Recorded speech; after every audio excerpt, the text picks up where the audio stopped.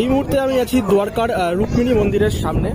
আর অবশ্যই মন্দিরটা যদি তোমরা একবার দর্শন করো তাহলে এখানে দেখতে পারবে দ্বারকাধীশ মন্দিরটা যেমন দেখতে, তার মিনিয়েচার ভার্সন বলতে পারো, মোটামুটি একই রকমই অনেকটা দেখতে এই মন্দিরের স্ট্রাকচারটা।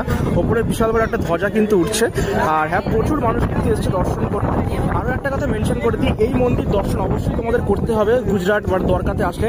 দ্বারকাধীশ মন্দির দর্শন করার পর এই মন্দির অবশ্যই আসবে এবং দর্শন করবে, কারণ রুক্মিণী কিন্তু আমাদের ভগবান শ্রীকৃষ্ণের পত্নী। তো সেই কারণে এই মন্দির দর্শন না করলে তোমাদের এই দ্বারকাধীশ মন্দিরের দর্শন কিন্তু ফুলফিল হবে না। জুতো খুলে প্রবেশ করতে হবে, এখানে তোমরা যে কোনো জায়গায় জুতো ঠিকঠাকভাবে রাখতে পারো।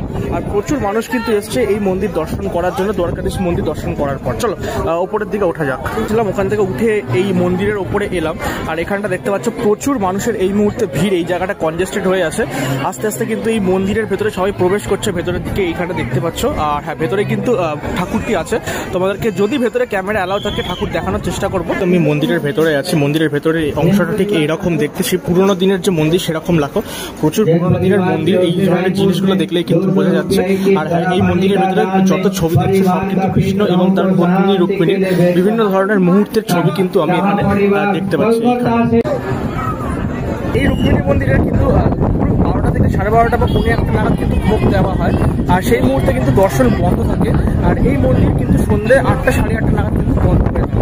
আর ভেতরের অংশ তোমাদেরকে দেখালাম, তবে হ্যাঁ ভেতরে যে মূর্তিটি ছিল মায়ের, সেই মূর্তিটি কিন্তু দেখানো মানে বারণ ছিল, সেই কারণে তোমাদেরকে মূর্তিটা কিন্তু দেখাতে পারেনি।